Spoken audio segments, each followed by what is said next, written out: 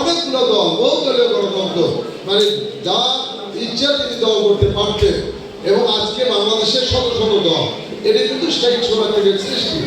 এবং আরেকটা জিনিস বলি, বাংলাদেশে মাত্র সরকার নিয়ন্ত্রিত 4টি সংবাদপত্র ছিল, আর সকল সংবাদপত্র বাতিল করে দেওয়া হয়েছিল, ব্যান করা হয়েছিল।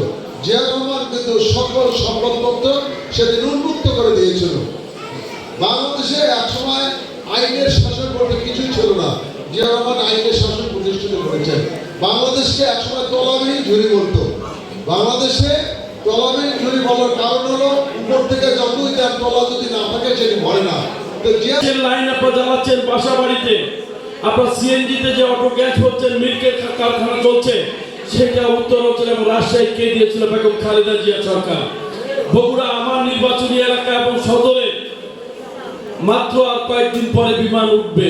আমরা যখন নতুন নতুন মমিন গেট ওপেন করেছিল, টিকিট কেটে কিন্তু আমাদের বগুড়া 6 আসনে যারা দীর্ঘ সময় ধরে এসে অপেক্ষা করেছেন, আমাদের অনুষ্ঠানটাকে প্রাণবন্ত করেছেন, আপনাদের প্রতি আন্তরিকভাবে আমরা কৃতজ্ঞতা প্রকাশ করছি। আমরা চাই আগামী দিনে আপনাদের সন্তানদের জন্য একটি সুন্দর, সুখী, একটি সত্য এবং ন্যায়ের একটি বাংলাদেশ আগামী দিনে আমরা বিনির্মাণ করব। আমাদের প্রিয় নেতা, আপনাদের বগুড়ার সন্তান যারা